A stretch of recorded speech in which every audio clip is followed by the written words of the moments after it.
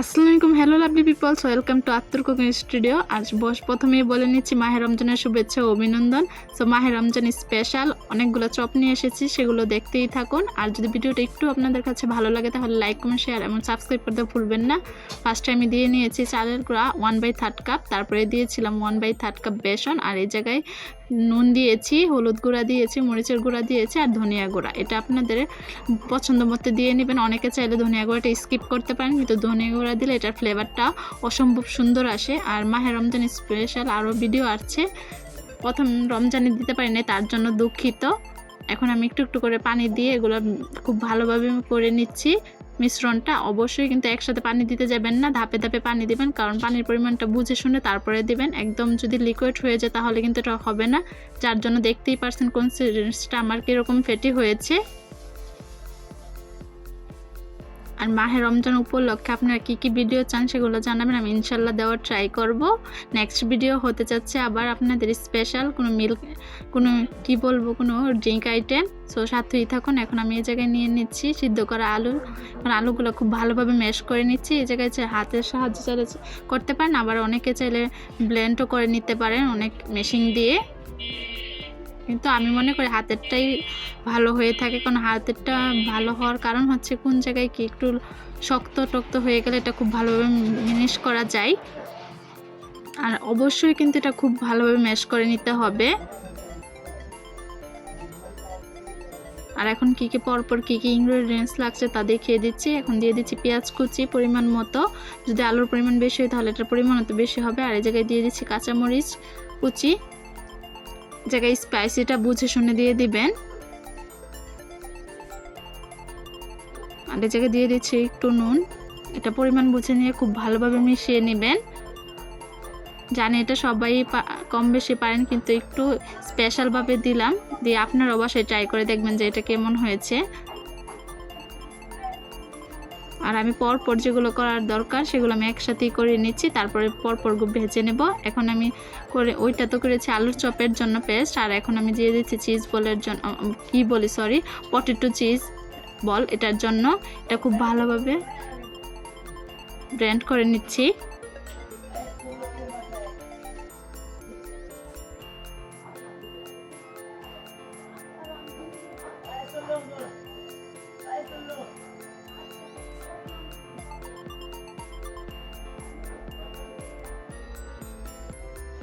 এখন এই জায়গায় দিয়ে দিচ্ছি একটা ডিম, এটা পটেটো চিজ না, এটা হচ্ছে ডিম এবং আলু দিয়ে একটা কাবাব।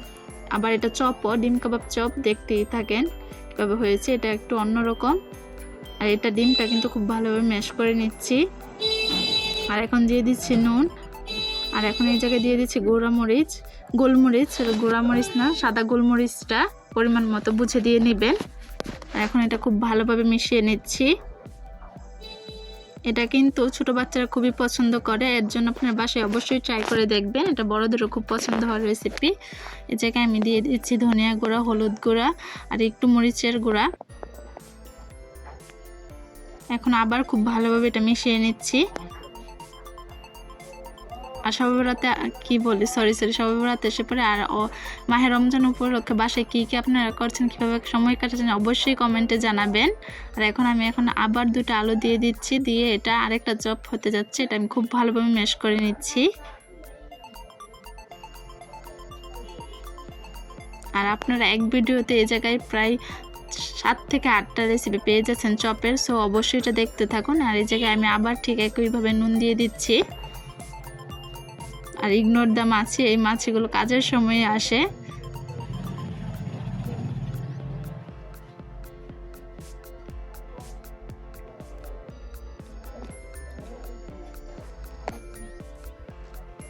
আর এখন ঠিকই আবার সাদা গোলমরিচের গুঁড়া দিয়ে দিচ্ছি, এটা দিয়ে খুব ভালোভাবে মিশিয়ে নিচ্ছি।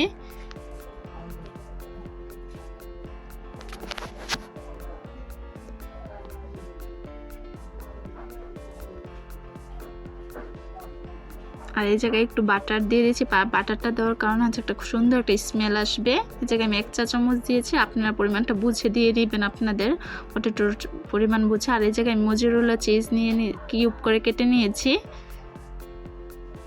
এখন একটু দিয়ে এগুলো খুব ভালোভাবে গোল করে নিচ্ছি। যেহেতু এটা cheese ball, potato cheese ball, সেরকম শেপ দিয়ে দিচ্ছি। আপনারা চাইলে আদার শেপও দিতে পারেন। এখন আমি বানাচ্ছি যে এটা হচ্ছে চিকেন চিজ বল। সো দেখতেই থাকুন কি কি লাগছে। এই জায়গায় আদা বাটা, রসুন বাটা সব বাটাবাটি পেস্ট দিয়ে দিচ্ছি। আর এই জায়গায় কিন্তু আমি পেঁয়াজের বাটাটাও দিয়েছি, জিরা বাটাও দিয়েছি, আপনারাও দিয়ে নেবেন। আর এখন দিয়ে দিচ্ছি ধনিয়া গুঁড়া, তারপর মরিচের গুঁড়া, আর দিয়ে দিচ্ছি একটু হলুদ গুঁড়া। আর অবশ্যই স্পাইসিটা আপনাদের পরিমাণ বুঝে দিয়ে নেবেন। এই জায়গায় গোলমরিচ ইউজ করছি।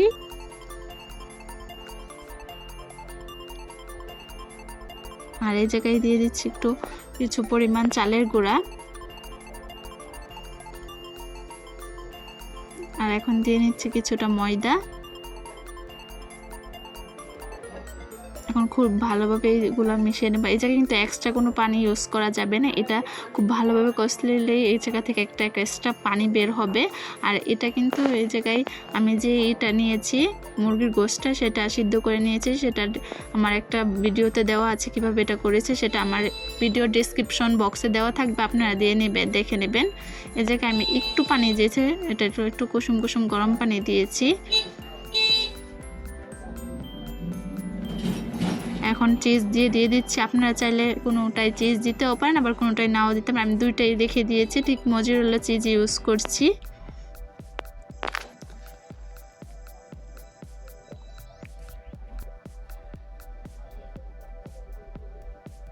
আর আমি একবারে পরপর ভাবে দিয়ে নিচ্ছি। আপনারা চাইলে বারবারই বলছি অনেক রকম শেপ দিচ্ছে। আর আরও আগামী ভিডিওতে ইনশাল্লাহ আরও ফ্রোজেন আইটেম, আরও নানান ধরনের রমজানের আইটেম আসছে।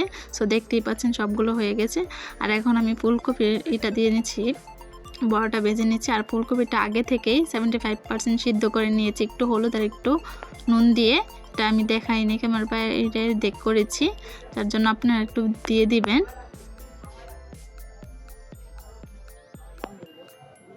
আর এখন খুব ভালোভাবে, আর অবশ্যই কিন্তু তেলটা আগে থেকে গরম করে নেবেন, তারপরে মিডিয়াম হিটে দিয়ে আস্তে আস্তে ভাজতে থাকবেন। আবার কোনোভাবে তেল বেশি গরম করে ফেলবেন না।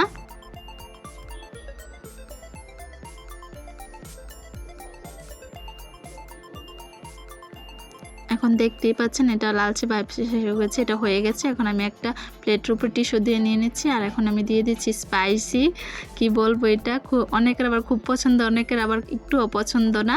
যার যার পছন্দ অবশ্যই জানাবেন, আর যার যার পছন্দ না সেটাও বলবেন। এখন এটা আমি কাঁচামরিচ দিয়ে দিচ্ছি, ওই বেসনটার সাথে দিয়ে দিচ্ছি খুব ভালোভাবে। এটাও বেছে নেব। এটা কিন্তু খুবই টেস্টি।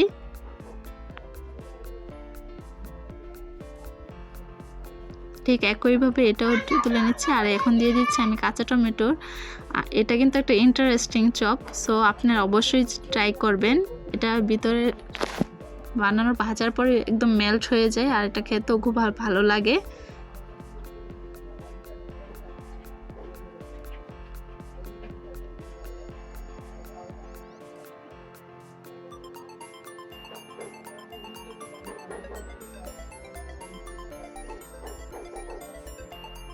আর এখন দিয়ে দিচ্ছি আলুর চপটা। আর আলুর চপের বেসন গুলানোটা, এটাও আমি একটা লিঙ্কে দিয়ে দিব আমার ডেসক্রিপশন বক্সে, সেই বেসনটা দেখে আসবেন কিভাবে করা হয়েছে।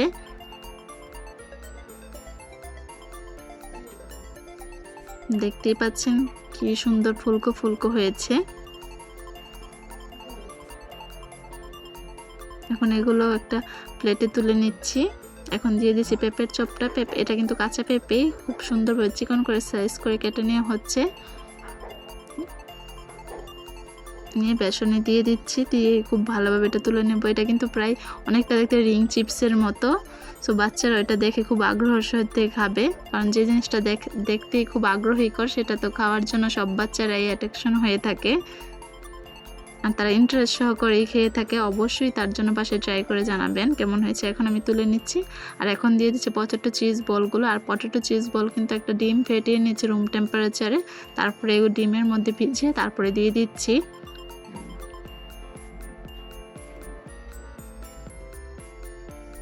আর আপনারা টমেটো চিজ বলে যদি চান কেউ আবার গুঁড়া মরিচও দিতে পারেন, যাদের স্পাইসি পছন্দ। আমি আবার একটু দিয়েছি, কিন্তু সেটা দেখানো হয়নি।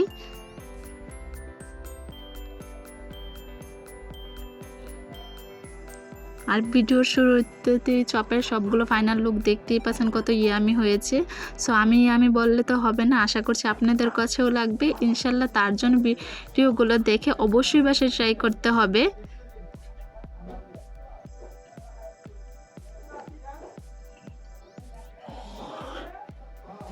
এখন এগুলোও তুলে নিচ্ছি, আর এখন দিয়ে দিচ্ছি যে ডিমের কাবাবটা করেছিলাম ডিম আলু দিয়ে, সেগুলো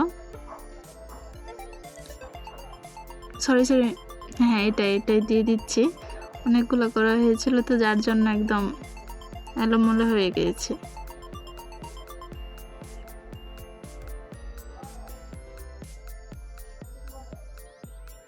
আর এটাও কিন্তু একটু স্পেশাল চপ, যে কোনো মেহমান আসলেও আপনারা এই আইটেমটা করতে পারেন।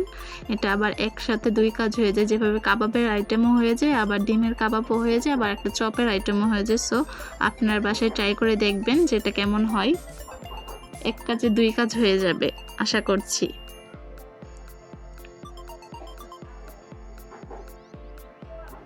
এগুলো খুব ভালোভাবে ভেজে নেবেন, আর বারবার বলছি মিডিয়াম হিটে দিয়ে নেবেন। এখন এগুলো প্রায় হয়ে এসেছে, এগুলো আমি তুলে নিচ্ছি। এখন দিয়ে দিচ্ছি যেটা চিকেন চিজ বলগুলো ফার্স্টে ডিমে দিয়ে, তারপর ব্রেডক্রামে দিয়ে, তারপর ভেজে নিচ্ছি। আর ব্রেডক্রামের রেসিপি আপনারা চাইলে ইনশাল্লাহ দিব। আপনারা যদি চান, আপনাদের দরকার হয় তাহলে কমেন্টে জানান, আমি দেওয়ার ট্রাই করব। ভিডিও করা আছে, কিন্তু আপনারা চাইলে দিব। একের পর এক দিয়ে দিচ্ছি আমি।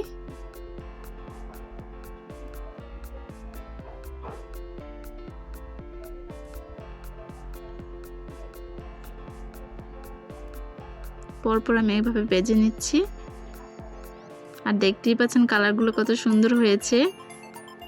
কিন্তু এটা দেওয়ার সাথে সাথে তেল নষ্ট হয়ে যায়, এটাই সমস্যা। তেল দিয়ে কাজ করে খুব টাফ ব্যাপার হয়েছে। তাহলে আজকে